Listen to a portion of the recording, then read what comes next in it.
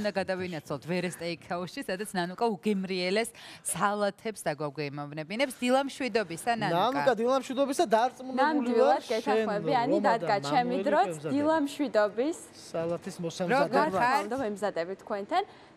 ძალიან კარგად გადასარევად თქვენ როგორ ხართ? ჩვენც კარგად, რომა მოგვიკითხე. და მანუელი რა თქმა უნდა. და ბატონ მანუელსაც მოგიკითხავთ. მოკლედ, ესე იგი, როგორც უკვე გითხარით, ვერის სტეიქჰაუსში ვიმყოფებით, რომელიც ვერის ბაღში მდებარეობს და ჩვენ მოვამზადეთ არაჩვეულებრივი კრევეტის სალათი, რომელიც შედგება კრევეტისგან, სალათის ფურცლებისგან, ანანასისგან და გაფორმების სახით რეჰანის პატარა ფოთოლიც აქვს. აი ესე ლამაზად გამოიყურება ეს ჩვენი კრევეტის სალათი, რომელიც ბატონმა მანუელმა მოამზადა. რომა, შენ მოამზადე სოუსი. ჩვენ წინა ჩართვაში მანუელმა მოამზადა სოუსი. რომელიც არის პაპრიკა, ანუ პაპრიკა არის ტკბილი წიწაკა, ასევე ცოტაოდენი ნიორი, ზეთი, ძმარი. ეხლა ამას მოვასხავთ აი ამ კარტოფილს. ეს არის მეორე სალათი, 8 ფეხის სალათი, ხო, რომა? სალათი, დიახ, აი ესე. მოხაშული კარტოფილი გვჭირდება აუცილებლად. ესეთი ნაჭრები. ავიღოთ, ძალიან მარტივი მოსამზადებელია. აგერ გვაქვს ახლა 8 ფეხა, პატარა 8 ფეხები. ჩელე ნახევრაგური საყვარლებია. გამოიყურება.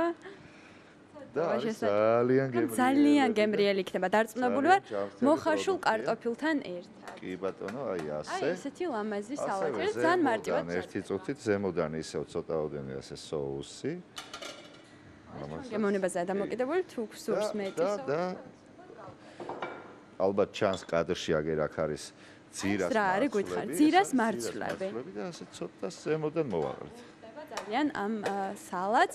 აი ესე მარტივად მომზადდა, მოკლედ დღეს ზღვის პროდუქტების დღე გვაქვს, ასე ვთქვათ. ახლა უნდა გადავიდესოთ ბატონ მანუელთან, რომელიც აკეთებს კვერცხის რულეტს. დილამშვიდობის კიდევ ერთხელ მოგესალმებით. გამარჯობათ, როგორ ახართ? თქვენსკენ გვითხარით. ეხლა ვაკეთებ ჩვენ რულეტს კვერცხის.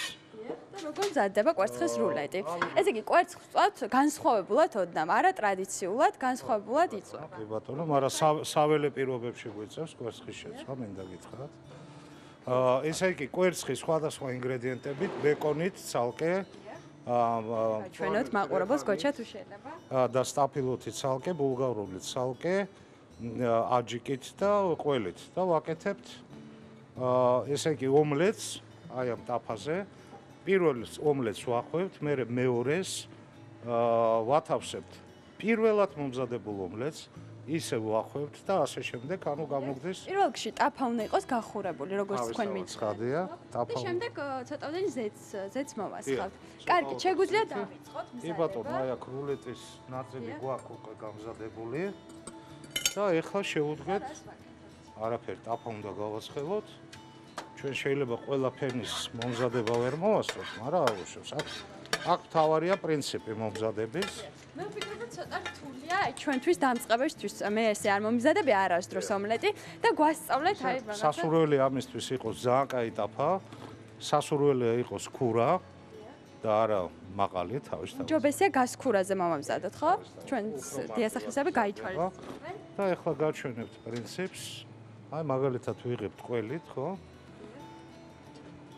და ეს არის კვერცხში უკვე ათქვაფილი, ხო? კვერცხი და ყველი. აი როგორც ხედავთ.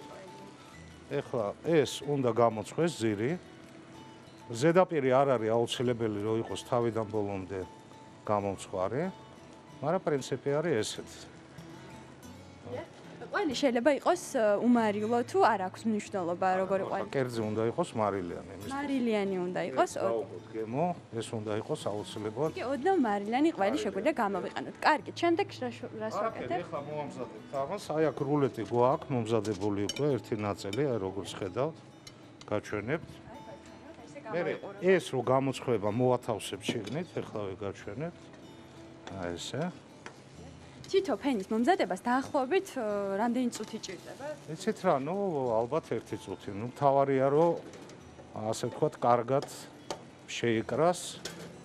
ახლა ჩვენ აქ ტაფა გვაქვს ცოტა პატარა, მაგრამ არ უშავს. ნუ ყოველ შემთხვევაში ჩვენ თუ ვერ მოვასწრებთ ყველა ფენის მომზადებას, მთავარია ვაჩვენოთ პრინციპი. მთავარია ვაჩვენოთ პრინციპი და თავად მაყურებლები აუცილებლად გააკეთებენ ამას. ეხლა უყურეთ, აი უკვე საკმაოდ გამომცხვარია. შეგვიძლია გადავდოთ. ვათავსებთ აქ. დიახ. აი ახლა ეს წინასწარ გამომცხვარ რულეს დებთ აქ და ვიწყებთ ამის გადახვევას. ესე. მოთ რთული. რთული არ არის, რთული როცა არცხელა ძალიან და ხელი არ გეწვის, მაშინ რთული არ არის, ნამდვილად. ეს უნდა გადავახვიოთ. თავარია გადავახვიოთ. დიახ. ძალიან გემრიელი იქნება დარწმუნებული. ისე არა ცოტა. გადმოვიღოთ ახლა თეფშზე. ცოტა პრობლემა შეგვექონა, არა უშავს. არა უშავს. დრო რამდენი გვაქვს? ცოტაოდენი დრო გვაქვს და ვაჩვენოთ კიდევ რა გვაქვს გასაკეთებელი და ეს მოვათავსეთ. ანუ ჩვენ გამოვიყენეთ ყველი და კვერცხი ათქვეფილი. დიახ, დიახ. კარგი. აქეთ რა გვაქვს ახლა? ბეკონი. ცოტა ზეთი დავამატოთ. და ალბათ ბეკონის ფენას თუ მოვასწრებთ, ეგ იქნება და ეგ. აი ვაჩვენოთ ბეკონის ფენას და ნორმალურად ავემშვიდობოთ. ეს შეგიძლიათ მოამზადოთ დილით საუზმეზე თავისუფლად. კვერცხი ესე განსხვავებულად, ბატონო მანუელმა გვასწავლა, ცოტა განსხვავებული. რამდენი? აი ახლა ეს შეგვიძლია მოვათავსოთ და ნორმალურად ავემშვიდობოთ. ხო, მაგრამ არ გირჩევთ გრილზე მოამზადო, ჯობია მოამზადო. ხო, უმჯობესია გასქურაზე მოვამზადოთ. პირობებში გასქურაზე. ესე ბეკონით. ანუ გამოგდის რამოდენიმე იყოს ეს. დიახ, გამოგვივიდა რამოდენიმე ფენა. და შეგვიძლია სამი ფენა გამოვიყენოთ, ხო? 4 ფენა კი ბატონო, მაგრამ ამისთვის ტაფა უნდა იყოს ცოტაოდენ დიდი. ეხლავე. და ესეც სულ რამდენიმე წუთში იქნება მზად. ეს მომზადდება, ამას დავადებთ, გადავახვევთ და მე მოვათავსებთ უკვე თებზე. კიდევ ერთხელ ჩამოთვალოთ რა დაგჭირდა ომლეტის მოსამზადებლად. ომლეტისთვის, ნუ როგორც წესი, ერთი კვერცხი ათქვეფილი, შეგვიძლია ცოტაოდენ რძე დავამატოთ. ერთ თებზე კვერცხი ყველი, მეორე თებზე კვერცხი, რეჰანი და სტაფილო, მესამე თებზე ბულგარული და აჯიკა, კვერცხთან ერთად თავისთავად ხარდია და მეოთხეზე ბეკონი. მეოთხეზე ბეკონი. იქ როგორ არის საქმეები, მამა? რომ გააკეთა არაჩვეულებრივი რვაფეხა სალათი, რომელიც ესე გამოიყურება ძალიან ლამაზად. და ჩვენი ომლეტიც მოდი ვაჩვენოთ დასრულებამდე. ეხლა ორი წამი გვინდა, დრო გვაქვს თუ არა გვაქვს? აი, 2 წუთში ჩვენი ბეკონი იქნება მზად. დიახ. მაგრამ არა უშავს. პრინციპი მთავარია გაიგო ჩვენმა ტელემაყურებლებმა და მეც მივხვდი ამას აუცილებლად გავაკეთებ სახე. ერთი წამით. ესე იგი, ჩვენ გავაკეთეთ კრევეტების სალათი. ზღვის ნობათი გავაკეთეთ, ასევე ეს არის კეჩუპი, მაიონეზი. ეს соуსი ახსენი რომ როგორ. კეჩუპი, მაიონეზი, კონიაკი, ცოტაოდენი ნიორი და მარილი. და ეს დრესინგი მოვასხით უკვე სალათის ფოთოლს, ანანას. იყო ასევე მწვანე წიწაკა, ხალაპინიოს მსგავსი. ხალაპინიო ეს არის მექსიკური მწვანე წიწაკა, რომელიც არის ძალიან გემრიელი. ძალიან გემრიელი და უხდება ამ სალათს.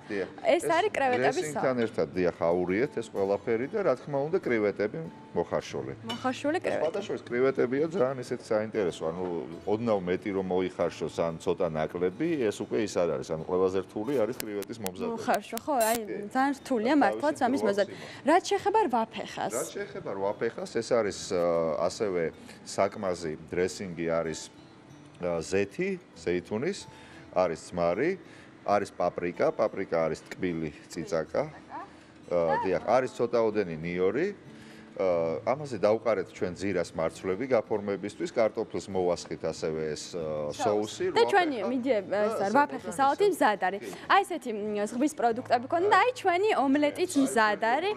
აი ესე გამოიყურება ძალიან ლამაზი და შეგიძლიათ დილით თავისუფლად მოამზადოთ. ბატონო მანუელ, როგორ გააკეთეთ ეს ბოლოს გითხარით? რო ავხსნათ კიდევ. ბოლოს? დიახ. კვერცხი. ყველთან ერთად პირველი ფენა, ტაფა, ქურა, არა მაყალი, არა გრილი, გახურებული კარგად. გახურებული. დიახ, ვაწყობთ პირველ ომლეტს. და მერე ვახვევთ ტაფაზე. ეს რულეტი უნდა გადავდგათ, გადმოვიღოთ ცალკე, მეორე ფენა მაგალითად ბეკონით. ძირი რო გამოცხება, მერე ამ გადახვეულ რულეტს ვდებთ შიგwet ტაფაზე და ვახვევთ ამიანად. მერე უნდა გადავდგოთ ცალკე, მერე მესამე, მეოთხე ფენა ანუ და გამოდის რულეტი. გამოდის აი ესეთი არაჩვეულებრივი რულეტი, უგემრიელი სქემა დარწმუნებულია, დილით შეგიძლიათ თავისუფლად მოამზადოთ ეს სამივე კერძი. მე უნდა დაგემშვიდობოთ, ძალიან დიდი მადლობა თქვენ და დარწმუნებული ვარ ჩვენი მაყურებელი ამ მრავალფეროვანი კერძებით დაინტერესდა და აუცილებლად მოამზადებთ. მე სასიამოვნო პოზიტიურ და ენერგიულ დღეს გისურვებთ, დროებით გემშვიდობთ. ნანუკა ძალიან დიდი მადლობა ესეთი გემრიელი ჩართვისთვის. შენ ისე რომ პრაქტიკაში არსებობს ესეთი კერძი თან 8 ფეხის ფეხები რომ მოძრაობს და იმით ძალიან კარგი რომ დღეს არ იყო. აჰა, ძალიან კარგი.